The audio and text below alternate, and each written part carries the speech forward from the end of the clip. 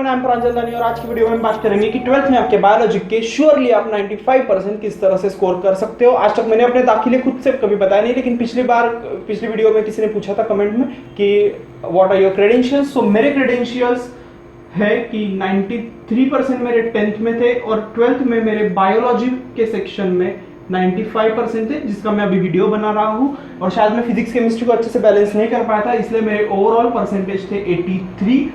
और मुझे एक श्योर पाथ पता है कि आपको कहाँ कहाँ कदम रखना पड़ेगा अगर आपको इस आपके बेंचमार्क तक पहुंचना हो तो। फर्स्ट ऑफ ऑल मैं आपके दो चीजें क्लियर करवाना चाहता हूँ कि फर्स्ट चीज जो है कि आपके अगर अभी तक कभी 90 क्रॉस नहीं हुए हैं, 80 क्रॉस नहीं हुए, तो ये सोचने की गलती मत करना कि फाइनल के बोर्ड्स में भी नहीं होगे। अब तक नहीं हुए तो तब क्या होगा, ये सोचने की गलती बिल्कुल भी मत करना। आपके अभी तक नहीं हुए होंगे 80 क्रॉस 90 क्रॉस, लेकिन 12th के फाइनल बोर्ड्स में आपके हो सकते हैं। और ऐसे स्टूडेंट्स देखे गए हैं जिनका ये सब हुआ है, जिनके इवन प्री बोर्ड्स में 60-70 आए, लेकिन उनको बाद में 95 तक वो पहुंचे हैं उनके फाइनल बोर्ड्स में। और ये सोचने की गलती बिल्कुल भी मत करना कि आपके 12th में कोई पूछता नहीं है मार्क्स। 12th के ही पूछते, आपके 8-9 के कोई नहीं पूछते, फर्स्ट सेकंड के कोई नहीं पूछते, आपके 12th के ही मार्क्स सब लोग पूछते हैं।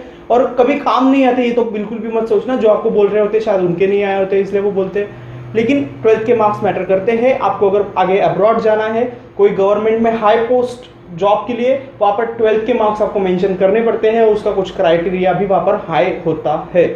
बोर्ड्स पे कुछ मैटर नहीं करना चाहिए, उस पर कुछ डिपेंड नहीं होता। ये अगर आपकी सोच है तो आपको इसी सब सिस्टम से गुजर कर उस लेवल तक जाना होगा कि आप ये सारे सिस्टम को चेंज कर सको। बाकी अभी एट प्रेजेंट आपके लिए तो यही सिस्टम है, इसी सिस्टम से जाकर आपको वो फोड़ना है 90+। So let's start. आप बायोलॉजी में 95% श्योरली किस तरह से बहुत आसानी से स्कोर कर सकते हो अगर आप एनसीईआरटी को प्रेफरेंस देते हो तो। एनसीईआरटी से कम में काम नहीं चलेगा। अगर आप एनसीईआरटी को छोड़ के किसी और बुक को कर रहे हो तो stop that and start NCERT. NCERT read आपको करनी होगी, उससे कम में काम नहीं चलेगा। आपको एनसीईआरटी थॉरोली रीड करनी होगी, एक एक लाइन, और हो सके तो उसको रट्टा करके वैसा का वैसा आंसर लिखो, ज्यादा फायदा होगा। लेकिन अगर आपको रट्टा नहीं हो रहा है तो उसको समझ लो, आप अपने शब्दों में उसे बयां वहां पे कर सकते हो, मार्क्स अच्छे आते हैं। और सीक्रेट स्ट्रैटेजी इसकी ये है कि आप अगर 3 मार्क का क्वेश्चन कर रहे हो और अगर वो आपको नहीं आ रहा है तो वो ब्लैंक मत छोड़ देना। उसमें आपको कुछ भी आइडिया हो उस टॉपिक का तो कुछ एटलीस्ट वहां पर कुछ तो भी लिख कर आना। अगर आपको 3 मार्क का क्वेश्चन है, आप अगर उसको ब्लैंक छोड़ दोगे तो आपको 0 आएगा, लेकिन अगर आप कुछ लिख दोगे तो आपको हाफ या फिर 1, 1.5, 2 इस तरह के मार्क्स आ सकते हैं, जिसमें एक आधा क्वेश्चन आपको नहीं आ रहा है लेकिन उसके वजह से आपके मार्क्स कट रहे हैं। तो आप उसमें कुछ तो भी लिख के आना, ब्लैंक मत छोड़ना। That is the secret strategy, और इससे बहुत से मार्क्स आपके बढ़ सकते हैं। अगर आप 70 पे हो तो 80 पे जा सकते हो। एनसीईआरटी आपको अगर करनी है तो उसमें आपको बैक एक्सरसाइज सॉल्व करते जाना है हर एक टॉपिक की। अगर अब तक आपने एनसीईआरटी बहुत अच्छे से रीड कर रखी है तो अभी आप और उसे 3 बार रीड कर सकते हो, लेकिन अगर अब तक आपने एनसीईआरटी रीड नहीं की है तो आप उसको 2 बार अच्छे से रीड कर सकते हो। 3 महीने में बहुत है, काफी है। उससे कम में बिल्कुल काम नहीं चलेगा, उतना आपको करना होगा। एक्सरसाइज के साथ साथ आपको इन टेक्स्ट क्वेश्चंस भी करने होंगे। कोई भी बुक हो, गोल्डन वगैरह, फुल मार्क्स, हर जगह ये क्वेश्चंस मिल जाते हैं, या फिर क्वेश्चन बैंक्स होते हैं ओसवाल वगैरह के, वहां पर भी मिल जाते हैं। आपको पीवाईक्यूज छोड़ना नहीं है, लास्ट में आपको पीवाईक्यूज करना है, पीवाईक्यूज करके जाना है। लास्ट 10 ईयर्स में कौन से क्वेश्चंस आए हुए सीबीएसई बोर्ड्स में ये आपको पता होना चाहिए, इससे बहुत ज्यादा फायदा होता है। और कभी कभी वैसे ही सेम क्वेश्चंस आपके वहां पर आ जाते हैं।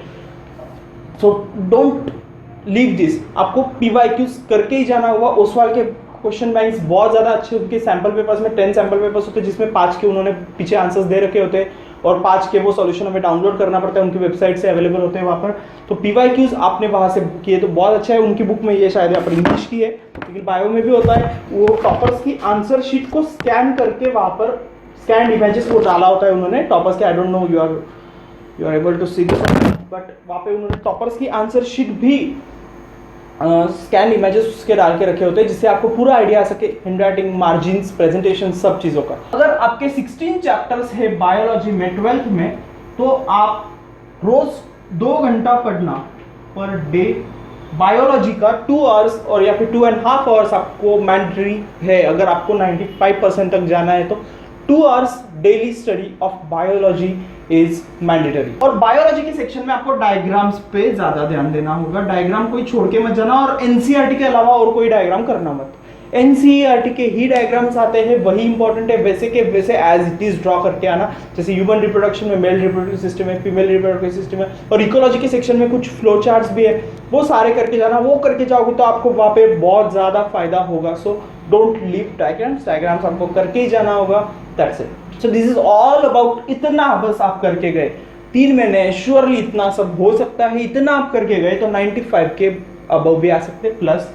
So thank you so much for watching. और अगर आपको ये वीडियो पसंद आए तो लाइक कर देना, नहीं पसंद आए तो डिसलाइक मत करना। और कमेंट बॉक्स है, कमेंट सेक्शन में आप कुछ डाउट्स होंगे वगैरह तो बता देना वहाँ पर। और आप DM कर सकते हो, मुझे इंस्टा पे भी फॉलो कर सकते हो, जिसका लिंक डिस्क्रिप्शन में है। और आप सब्सक्राइब तो करना ही करना।